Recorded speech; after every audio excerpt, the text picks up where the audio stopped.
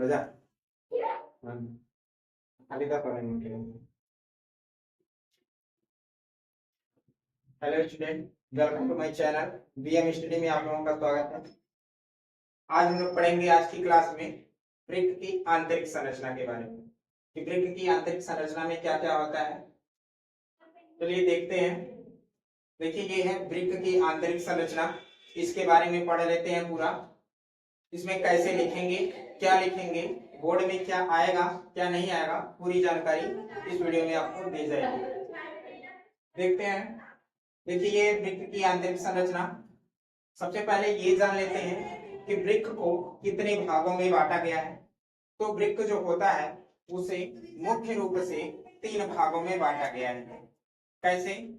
वृक्क का जो ये बाहरी भाग होता है, वृक्क का सबसे बाहरी भाग जो होता है उसे हम वलकुट कहते हैं। वृक्क के बाहरी भाग को हम वलकुट कहते हैं। और वृक्क का जो मध्य भाग होता है, वृक्क के मध्य भाग को पिरामिड कहा जाता है। वृक्क के मध्य भाग को पिरामिड बोला जाता है। और वृक्क की जो आंतरिक संरचना होती है, जो आंतरिक भाग होते हैं तो श्रोणि बोला जाता है। यानी ये वृक्क का जो बचा हुआ, यानी कि वलकुट और पिरामिड, इन दोनों भागों से बचा हुआ जो शेष भाग होता है उसे हम श्रोणि बोलते हैं। और ये वृक्क का ठोस भाग होता है। आगे देखिए, आगे क्या होता है।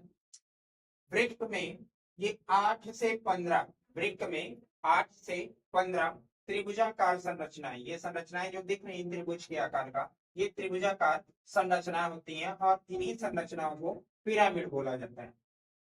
वृक्क में ये वृक्क का जो श्रोणि भाग होता है इसको हम श्रोणि या पेल्विस बोलते हैं। तो यही श्रोणि भाग आगे सकरा होकर के हाइलम या हाइलस का निर्माण करता है। और ये हाइलम या हाइलस सकरा होकर के एक मूत्र वाहिनी का निर्माण करता है, इसको मूत्र वाहिनी बोलते हैं। ठीक, आगे ये जो पिरामिड है हमारा, इस पिरामिड में असंख्य असंख्य पतली पतली नलिकाएं पाई जाती हैं। पतली पतली नलिकाएं होती हैं।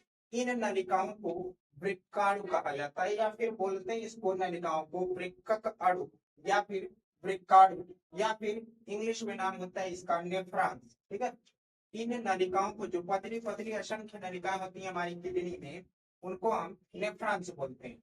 और देखिए ये जो पिरामिड, ये पिरामिड जो एक दूसरे से पृथक होते हैं वो बलकुट के माध्यम से पृथक होते हैं। किसके माध्यम से? तो बलकुट के माध्यम से ये सभी पिरामिड एक दूसरे से पृथक होते हैं। पृथक का मतलब अलग होते हैं।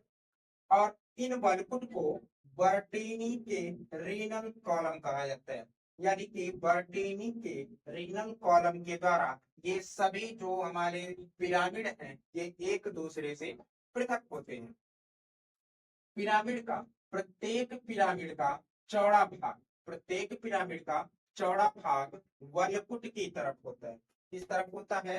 तो प्रत्येक पिरामिड का चौड़ा भाग वलकुट की तरफ होता है। और पिरामिड का जो शंक्वाकार भाग होता है वह श्रोणि की तरफ होता है। किसकी तरफ होता है? तो श्रोणि की तरफ होता है। और जिसको बोला जाता है, जिसको बोलते हैं हम लोग लघु कैलिक्स, इसको बोलते हैं लघु कैलिक्स। वृक्क के अंकुर को, जो वृक्क का अंकुर होता है, अर्थात पिरामिड का जो छोटा सा भाग होता है यानी निकला भाग, या फिर जो त्रिभुज के आकार का होता है या निकला हुआ भाग होता है, उसको बोलते हैं वृक्क अंकुर। ये वृक्क अंकुर होता है। और ये जो एक दूसरे पिरामिड के मध्य की जो दूरी होती है इसको बोलते हैं लघु कैलिक्स। जो छोटे छोटे भाग में होते हैं तो उसको बोलते हैं लघु कैलिक्स। और दो या दो से अधिक लघु कैलिक्स मिल करके एक दीर्घ कैलिक्स का निर्माण करते हैं। और वृक्क का जो बाह्य आवरण होता है, वृक्क का बाह्य आवरण को वृक्क आवरण बोला जाता है। ये वृक्क को बाहर की आघातों से, यानी बाह्य आघातों से सुरक्षा प्रदान करता है, जिससे बाहर से अगर कोई चोट लगे, कुछ भी हो, तो पहले वृक्क का आवरण ही उसे संभालता है। ये थी वृक्क की ऊर्ध्वाधर काट की, एक अनुलंब काट थी। ठीक है, वृक्क को ऐसे खड़े खड़ काटा गया है, ऊर्ध्वाधर या अनुलंब काट इसको बोलते हैं। अब वृक्क में ये जो आंतरिक संरचना थी पूरी तरीके से खत्म हुई। देख लीजिए फिगर एक बार अच्छे से। और ये फिगर देखिए, फिगर बनाने की ही बात नहीं होती, फिगर बनाने के बाद उसका नामकरण करना जरूरी होता है। जितना बनाना जरूरी होता है उतना ही नामकरण करना जरूरी होता है। बहुत सारे बच्चे ये होते हैं कि ये फिगर तो बना लेते हैं परंतु नामकरण नहीं करते हैं। तो नामकरण अगर नहीं करेंगे तो नंबर आपका कट जाएगा, नंबर आपको एक भी नहीं मिलेगा। सिर्फ बनाने से ही मतलब नहीं, आपका फिगर टेढ़ा हो मेढ़ा हो चलेगा, छोटा हो बड़ा हो चलेगा, परंतु नामकरण सभी सही से होने चाहिए। ठीक है, तो जितना नामकरण आप जितने अच्छे से कर ले जाएंगे। और नामकरण करने के भी देखिए बहुत सारे तरीके होते हैं। कुछ लोग होते हैं कि नामकरण पूरा चारों तरफ कर देते हैं जिससे फिगर एकदम खराब लगने लगता है। नामकरण करिए तो सिर्फ एक दो साइड में, इस साइड और उस साइड, या फिर अगर नीचे ऊपर कर रहे हैं तो नीचे ऊपर ही कीजिए, दो ही साइड कीजिए, बाकी दो साइड छोड़ दीजिए। ये नहीं कि चारों तरफ पूरा एकदम गोल गोलाई में हम नामकरण से ही भर दें, तो नामकरण से मत भरिएगा। ये फिगर देख लीजिए, वृक्क की आंतरिक संरचना बस इतना ही था, इतना ही आप लोगों को लिखना है और ये 6 नंबर में आता है, काफी इंपॉर्टेंट है। ठीक है, देख लीजिए ध्यान से। और ये वृक्क की आंतरिक संरचना खत्म हुई। अगर वीडियो अच्छा लगा हो तो इसे शेयर और चैनल को सब्सक्राइब जरूर कीजिएगा।